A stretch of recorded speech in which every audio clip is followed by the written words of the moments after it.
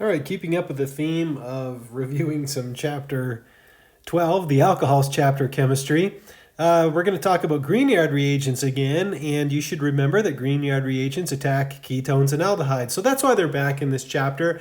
Chapter 12, alcohols. Chapter 19, ketones and aldehydes. So you can see why it shows up again. So we take our Grignard, react it with our aldehyde or ketone, and we make an alcohol. And of course, we're forming a new carbon-carbon bond, which is a pretty cool thing. So you can see in the first one, we have cyclohexanone. We're treating it with methyl magnesium bromide. In the second step, remember, water or H3O plus. And we end up with a tertiary alcohol in this case. And in this example here, we're taking, what would this be, butyraldehyde, and we're treating it with methyl magnesium bromide followed by water or aqueous acid, and we're producing our alcohol here. Notice that when the Grignard attacks, okay, so if I draw my methyl carbanion like this, right, it can attack from the front face of the molecule or it can attack from the back face of the molecule, and that is why we end up with a racemic mixture in this case, because we have a chiral center. And I drew part of the mechanism on the previous slide, but you should definitely know the mechanism of the Grignard reaction, okay? So it's consistent with basic conditions. You should never have any, positive charges in the mechanism until you get to the workup. So the first step is just going to be your nucleophilic attack, okay? Then you form your alkoxide. So this is step one, okay, with your Grignard reagent. And it's okay to have H3O plus here because this is the second step, right? The second step of a Grignard is always going to be H2O or H3O plus. So there's nothing wrong with that. The first step is always going to be your Grignard reagent, right? Now here's a new functional group for you. This is called a cyanohydrin. When we have a carbon that has a hydroxyl and a nitrile on the same carbon. So a cyanohydrin. And when you treat an aldehyde or a ketone with hydrogen cyanide, which is HCN that's shown here, the aldehyde or ketone gets converted into a cyanohydrin. And again, you have to remember that the cyanohydrin has the cyano group, the CN, and the hydroxyl group, the OH, and they're both connected to the same carbon, the one that I have highlighted in red. And in the presence of a catalytic amount of base, a small amount of HCN is deprotonated to give cyanide ions. So that would be the CN minus ion, like that, a cyanide ion, which is going to catalyze the reaction. And the mechanism is shown right here. In the first step, the cyanide attacks the carbonyl group, resulting in an intermediate that abstracts a proton from the HCN, regenerating a cyanide ion. And so in this way, cyanide functions as a catalyst for the addition of HCN to the carbonyl group. Now, rather than using a catalytic amount of base to form cyanide ions, the reaction can just be performed with a mixture of HCN and cyanide ions that come from potassium cyanide that's shown here. And this process is reversible, which we can see according to these equilibrium arrows here, and the yield of products is therefore determined by the equilibrium concentrations. Now, for most aldehydes and unhindered ketones, the equilibrium is going to favor the formation of the cyanohydrin. And notice that in the second example shown here that we end up with a racemic mixture of enantiomers. Why? Because a new chiral center is being formed. And keep in mind that the cyanide, if I just pencil it in here, the cyanide, it can attack from the front face of the carbonyl or it can attack from the back face because remember, this carbon is trigonal planar. Now, HCN is a liquid at room temperature and it's very hazardous to handle because it's very toxic. You can see I put here it's got a boiling point of 26 degrees Celsius, so very difficult to work with. And you can see I've crossed out the reagents here because in order to avoid the dangers associated with handling HCN, cyanohydrins can be better prepared by treating a ketone or aldehyde with potassium cyanide and an alternate source of protons like HCl. And so what I think is the best way to make a cyanohydrin is to mix up your potassium cyanide and to use HCl instead of using HCN. So you can see that the textbook gives us a few ways to make a cyanohydrin.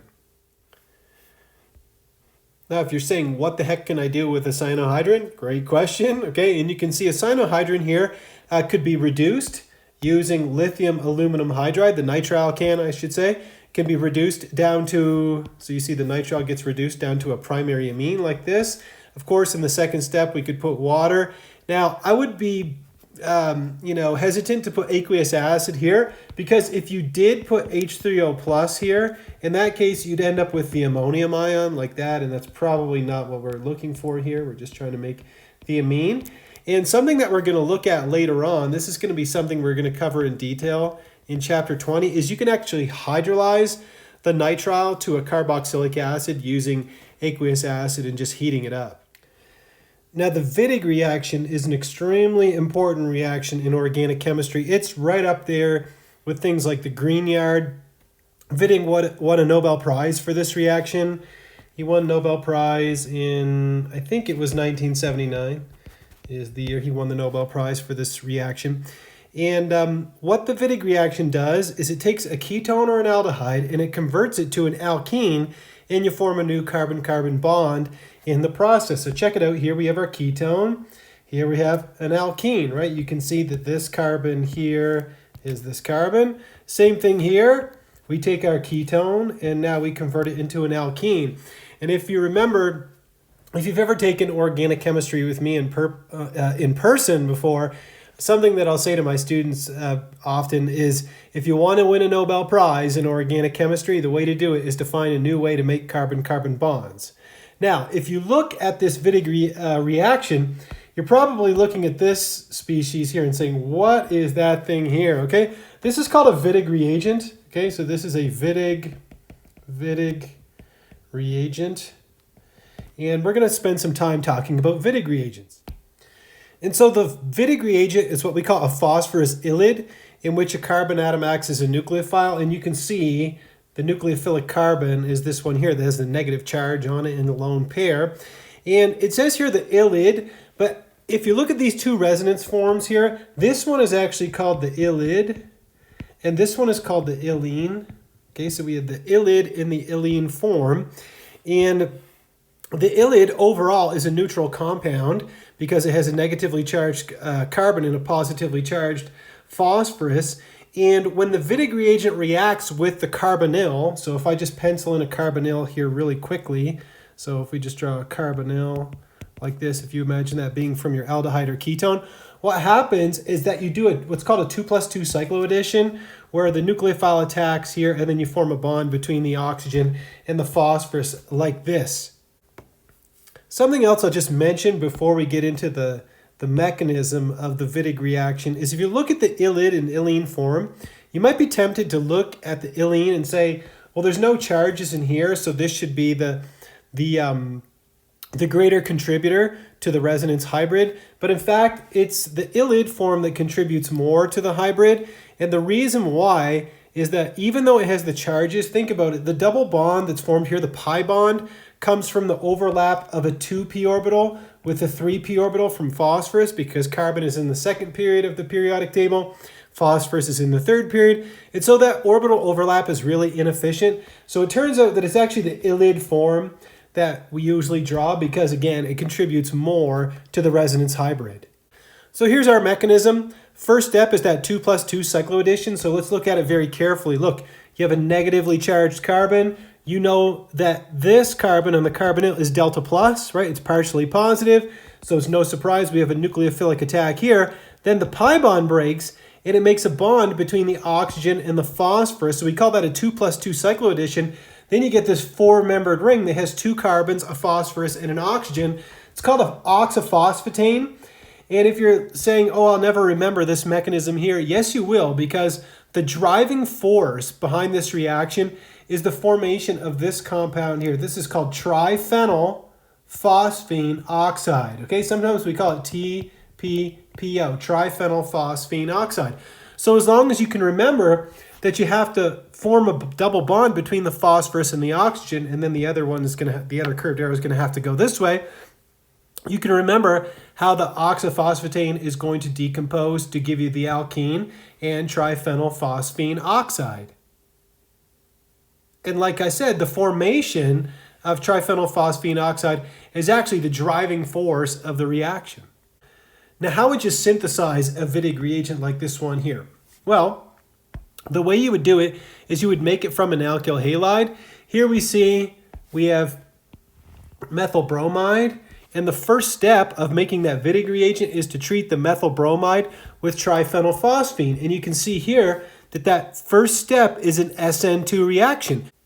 And so since the first step is an SN2 substitution, primary halides or methyl halides are going to be more easily made into Wittig reagents than secondary alkyl halides. So after the first step, the nucleophilic attack and loss of leaving group, your SN2, you form what's called a phosphonium salt.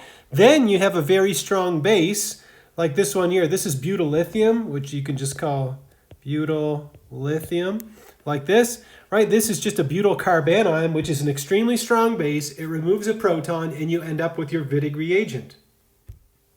Now, again, the Wittig reaction is a great reaction. Why? Because you make new carbon-carbon double bonds, okay, at a very specific place, wherever the carbonyl it was. So you see the carbonyl is here. Here's our double bond. Great. But on top of that, it turns out the reaction is also stereoselective, right? If I was to take benzaldehyde and treat it with this Wittig reagent, I could end up with this product, the Z product. But theoretically, and you see that it's not drawn on here, so it's not theoretical, I guess. But anyhow, you could make the E product, which would look like this, where you have the double bond like this, and then you have the methyl group like this. So you could get both of these products, which are diastereomers of each other, but it turns out the reaction is stereoselective, and so we get one of them formed way more than the other, okay? And so what you can remember is that when your Wittig reagent is derived from a simple alkyl halide, and you can see this comes from ethyl bromide or iodide or chloride, okay? You end up with the Z-alkene. So again, I repeat, okay? If your Wittig reagent comes from a simple alkyl halide, you end up forming the Z-alkene. And just to review E and Z, you can see that this is the Z-alkene, right? If we look at the carbon in red, you can see that the aromatic ring is going to take precedence over the hydrogen. And if you look at the blue carbon, you can see the methyl group is going to take precedence over this hydrogen. And so since these two groups are on the same side, it is a Z or Zusammen alkene. Now we just saw that the Wittig reagent reaction gave you a Z-alkene if you made your Wittig reagent from a simple alkyl halide. But if your Wittig reagent contains an electron withdrawing group, okay, in that case you get the E-alkene as the major product. And you can see here in this Wittig reagent we have an ester, which is electron withdrawing. And it's not just electron withdrawing, it could be something that can just stabilize a negative charge, like this aromatic ring. And so in both of these cases, we get the E-alkene. And so you see that right here. If the Wittig reagent contains an electron withdrawing group or something that can stabilize a lone pair of electrons, we get the E-alkene as the major product.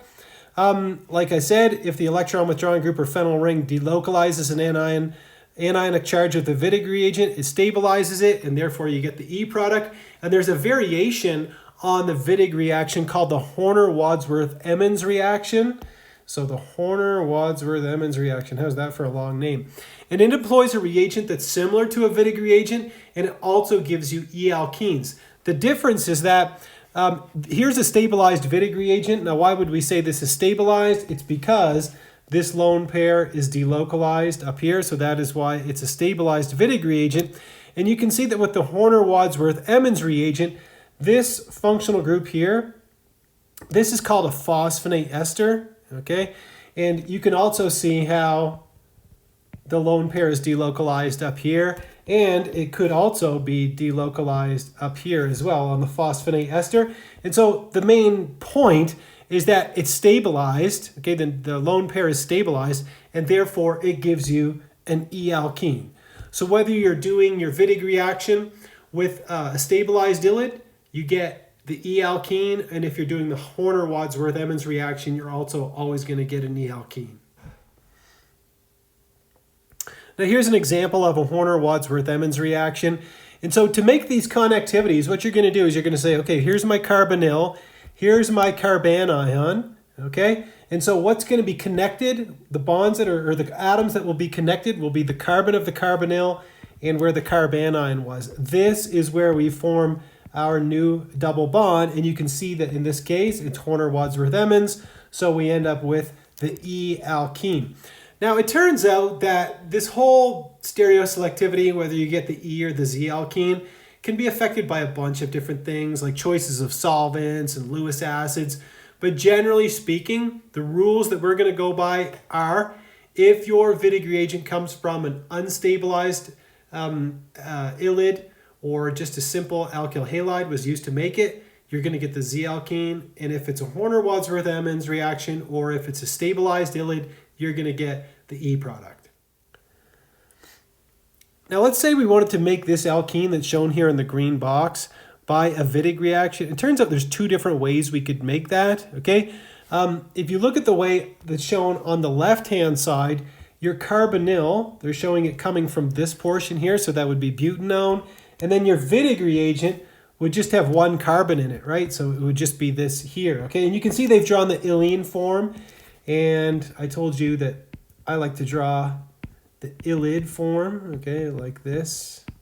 So these are just resonance forms of each other. Anyhow, so we could do it that way, or conversely, you could make the Wittig reagent from this part here, and again, it's the ylene form that's shown. We can draw the ylide form. So if we just pencil it in here like this. So we're going to have the positive charge on our phosphorus. There's our carbanion, and again, these are just resonance forms of each other. And then your carbonyl would come from just one carbon, which is formaldehyde. And so you've got root number 1 and you've got root number 2. One of them is better than the other. Can you guess which one is better than the other? Well, remember that when we formed the Wittig reagent, do you remember that it was an SN2 reaction that we used to make that, right? We took the alkyl halide and we treated it with triphenylphosphine to do an SN2. Well, in this case, the alkyl halide would be something like methyl iodide or methyl bromide or methyl chloride, whereas in this case, the alkyl halide would be this, would be, 2-iodobutane or 2-bromobutane or 2-chlorobutane. And so which one of these is going to react faster in an SN2? Well, it's going to be the methyl halide, and so root number 1 would be the best choice. And so you see that right here. Root 1 is better since an SN2 reaction with a methyl halide, okay, is better than one with a secondary alkyl halide, like you see here. And so overall, our Wittig synthesis would look something like this. We take our methyl iodide, right? Here's our methyl iodide. We treat it with triphenylphosphine, and I'm just giving you some mechanistic detail here. You do your SN2, nucleophilic attack, loss of leaving group. That would give you your, right? That would give you this, okay? And so what's going to happen next, if I just change this to 2 and I just put 1 proton down here, then what's going to happen is you're going to treat that with your butyllithium. There's your butyl carbanion, which is a really strong base. So it's going to pull off this proton here, and that is going to give you your Wittig reagent, your ylide. Okay, so now you have the carbanion in place. You have pH3 positive, like this. And now that's going to do the 2+2 cycloaddition to make the oxyphosphate, then it decomposes to give you the alkene plus triphenylphosphine oxide. So there you have it. All right, let's do some practice problems that pertain to this section. So first section, these are just Grignard reactions. So Grignard chemistry. All right, we have a ketone, we have ethyl magnesium bromide. It's not asking for a mechanism, but we have the ethyl carbanion, and so that's going to attack like this, okay? Then that's going to give you an alkoxide, and in the second step, we're going to treat it with water or H3O+ to do our proton transfer. And so we're going to end up with this. So now we're going to have our carbon, we're going to have our alcohol, and we've got 2 ethyl groups, don't we? Right? We have this one that was already there, and then we have the second one, which came from our ethyl, from our nucleophilic attack. All right, and this is not a stereocenter, right? This is not a chiral carbon because these 2 groups are identical, so it's not a racemic mixture in this case. The next one, we're taking benzaldehyde and we're treating it with phenylmagnesium bromide followed by water or aqueous acid. And so our phenyl carbanion is going to come in and it's going to attack like this. Okay, this time I'll draw the intermediate just for the heck of it. So we're going to end up with something that looks like this. There's our alkoxide. And so in the second step, we're going to treat that with hydronium. And we're going to do our proton transfer like this. And then we're going to get our alcohol. And again, there's no chiral center here either. There you go. All right, next one, we're trying to come up with some reagents for these transformations. You can see that in the first one, we're going from cyclopentanol, which has 5 carbons, to this 1-methyl cyclopentanol, which has 6 carbons. And so we're going to need a Grignard reagent to add this methyl group. So that's going to come from methyl magnesium bromide. And thus, the first thing we need to do is to oxidize that carbonyl, to oxidize the alcohol, rather. I'm getting ahead of myself, aren't I? Oxidize that alcohol to a carbonyl. Let's just use the Des-Martin periodinane. We'll even throw a solvent in there, dichloromethane. You could use the Swern, you could use chromic acid, whatever. So that gives you your cyclopentanone. Then we're going to put in our methyl magnesium bromide. That's our Grignard reagent, followed by aqueous acid. And that is going to give us our tertiary alcohol. And keep in mind, there's no chiral center here, so it's not a racemic mixture. The next one is the exact same thing. We have this primary alcohol, and we have a total of 7 carbons in our starting material, but we have 8 in the final product, so we need to add 1 by a Grignard chemistry. So the first step here, all we need to do is to oxidize. So we could use PCC, and we could put a solvent in there. Let's put dichloromethane. Once you've done that, we just need our methyl magnesium bromide.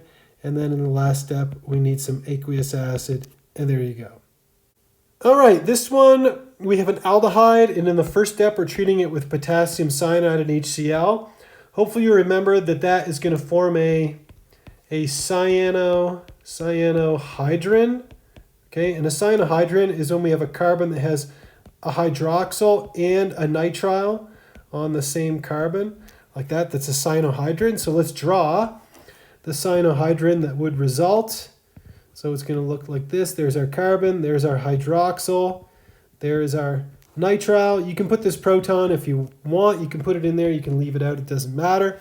Then in the next step, we're going to hydrolyze the nitrile with aqueous acid. So that was the first step.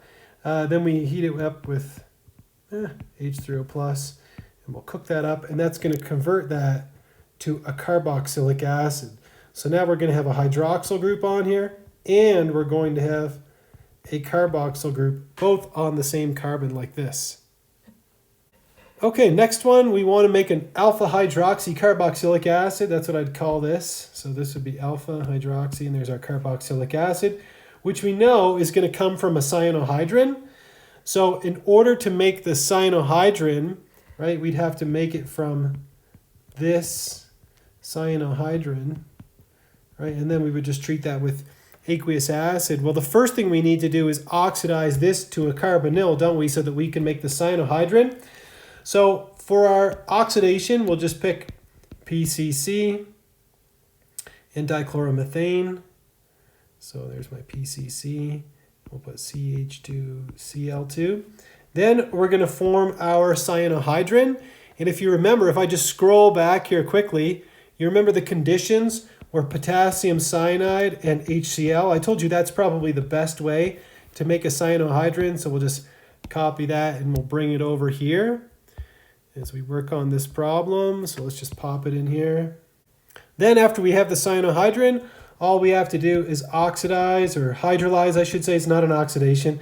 Just hydrolyze with aqueous acid and heat. And the next one is in the exact same vein. We can use the exact same steps to make the cyanohydrin. So we'll just copy that and we'll just plunk them right here. Okay, so those are the first steps. Well, I'll just put them off to the side. And then we need to reduce the nitrile down to an amine. And so we're going to use lithium aluminum hydride. And then in the fourth step, we'll use some water for our proton transfer. Going through these questions, I just noticed there was a typo here. This question should be predict the major product. And you notice there's two different types of reactions here. This first one is a Wittig reaction, and this one here is a Horner-Wadsworth-Emmons, right? Because you can see you've got the phosphonate ester here. So with the Wittig reaction, so let's watch very carefully. So remember, we're going to be forming a brand new carbon-carbon double bond, okay, here. And it's going to come off of this carbonyl carbon.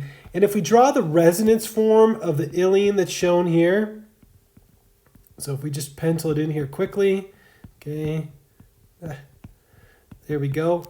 The carbon-carbon double bond is going to be between the carbonyl carbon that I have highlighted in red and the carbanion that I have highlighted in blue. Or you could say this carbon here, okay?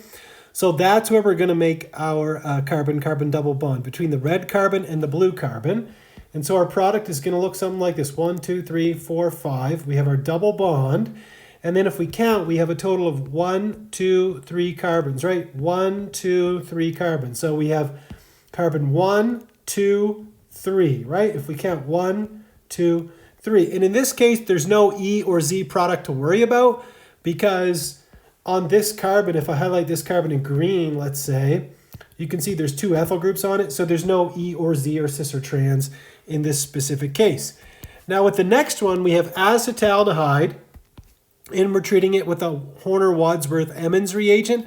So again, we're going to form a carbon-carbon double bond here, and it's going to be between the carbonyl carbon and the carbon that has the negative charge. Now we're going to end up losing all of the phosphonate ester, and this ester is going to end up being part of the product. But remember that when we're doing a Horner-Wadsworth-Emmons reaction, that we end up with an E-alkene. So we want to be sure not to just draw the double bond in the right place, but to draw the E-alkene. So there's my double bond, and then I'm going to have my ester over here like this, and this is an E product, right? If you take a look at these two carbons, this one in red and this one in blue, on the red one, the methyl group is going to take precedence over the hydrogen, and on the blue one, this ester group is going to take precedence over the hydrogen. And so you can clearly see that this is an E-alkene. Now, for 19.38, it says identify the reagents you would use to prepare each of the following compounds via a Wittig reaction. I'll just put this bug in your ear that exams like ACS and MCAT like to ask this question when there's two possibilities and they want you to pick the best one. So if we're going to make this alkene, we know we're going to form a carbon-carbon double bond between these two carbons, the one I have in red and the one I have in blue. But there's two retrosyntheses here, aren't there? Right? I could make the carbonyl compound from this, or I could make the carbonyl compound from this aldehyde. Right? Like this, 1, 2, 3, like this. Now, if I went the route that I have drawn in red, then my Wittig reagent would have to be this. So, oops, where's my phosphorus? Missing a phosphorus. That's not good. So I'll just draw it like this. 1, 2, 3. So there's my ylid. And if I was to go the route that's in blue, then my Wittig reagent would look something like this, where I'd have, there we go. I'm going to need more space here, so I'll move it over. You know what I'll do is I'll move this over instead. There we go. So then I'd have my ylid like this. Okay, so which one of these is going to be a better route? The one that I have drawn in red or the one that I have drawn in blue? Well, keep in mind that the Wittig reagents, those have to be made via an SN2 between an alkyl halide and triphenylphosphine. Well, if we do another retrosynthesis, so if I say, what about the one in red? Okay, the one in red, if I was going to do a retrosynthesis on it, then the alkyl halide would have to be something like this, 1, 2, 3, and then I'll just put a bromine here. And if I did it the way that's shown in blue, so I'll put another yellow box around this guy, right? Then my retrosynthesis, my alkyl halide would have to be this. Okay, so now if I compare these two alkyl halides, this one is primary and this one is secondary. Which one's going to react better with an SN2? And the answer is the primary one is better with SN2. So the route that's drawn in red would be the best course of action. Okay, so now let's go through the synthesis. We're going to start out with our primary alkyl halide, which is 1-bromopropane. We're going to treat it with triphenylphosphine. That's going to do our SN2. Then we're going to hit it with butyllithium, which is our strong base, to do our deprotonation. That's going to give us our ylide, and I'll draw it as the ylide form. Okay, so keep in mind that this and this are identical. Okay, there's no difference between those two. All right, they're just resonance contributors. Okay, so then I'm going to react that with my ketone, which is going to be my butanone, this guy here, and that's going to give me my product, which is going to look like this. There you go. There's my carbon-carbon double bond, and there's my 3 carbons from my Wittig reagent. So that would be the synthesis overall. All right, so for B, I don't like to use the word simple in organic chemistry. I don't feel like it belongs here, but you can see that this is symmetrical, so there's only one way to make this compound. And so our retrosynthesis, we're going to have this as our carbonyl, which is actually just benzaldehyde, okay? And then our Wittig reagent is going to have to look something like this. So we'll have our double bond like this. There's our aromatic ring. And then we're going to have our triphenylphosphine group over here, okay? Remember that this has a resonance contributor, which is the ylide form. If you want to draw that, you can tell that your instructor likes to draw it a lot, don't I? Okay, I like to include that. But anyhow, I looked in the textbook and he leaves it out quite a bit. But anyhow, all you need are those two pieces to do your Wittig reaction. So let's write out what the synthesis would look like overall. Okay, and so our alkyl halide that we're going to have to use is going to be something that looks like this. So benzyl bromide, something like that. Okay, so that's going to be our alkyl halide that we're going to react with our triphenylphosphine. So let's write the whole synthesis down. So we're going to start out with our alkyl halide. Okay, this is called benzyl bromide. Benzyl bromide, if you want to know the name. It just comes up a lot in the class. Anyhow, so then we're going to treat that in the first step with our triphenylphosphine, PPH3, then our butyllithium, and that's going to give us our Wittig reagent. I'm going to draw it as the ylene form here, since that's what the textbook likes to do. Then we're going to do our Wittig reaction with our benzaldehyde, and that's going to give us our product, which is going to look something like that. And there you have it.